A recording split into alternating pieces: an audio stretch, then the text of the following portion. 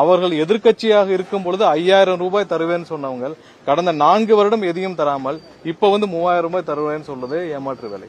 இதெல்லாம் அரசு இங்க இருக்கிற மக்களிடமிருந்து பறிக்கப்பட்ட பணத்தை வரியாக பறிக்கப்பட்டு இவர்கள் 4.5 வருடம் திமுக கொள்ளையடிச்சதில் 1% கூட இன்று மக்களுக்காக போய் சேரவில்லை என்பதுதான்.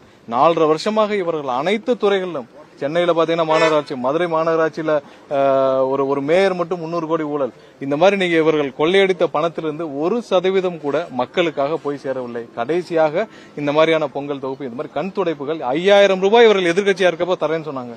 இப்ப 3000 ரூபாய் அனௌன்ஸ் பண்றாங்க 4 வருஷம் கழிச்சு. இதெல்லாம் ஏமாற்று வேலை, தேர்தலை ஒட்டி நடக்கும் ஏமாற்று வேலை.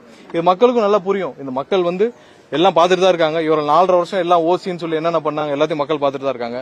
வர்ற தேர்தலில் 26 என்ன செய்யணும் மக்கள் கரெக்டா நிதானமாக அரசு ஊழியர்கள் எல்லாமே எப்படி செய்யணுமோ அதை செய்வாங்க. ஏன்னா எல்லாம் இந்த 4.5 வருடம் அரசு ஊழியர்களுக்கு இவர்கள் ஏமாற்றிய அளவுக்கு யாருமே ஏமாற்றவில்லை. இப்பயும் தெளிவில்லை.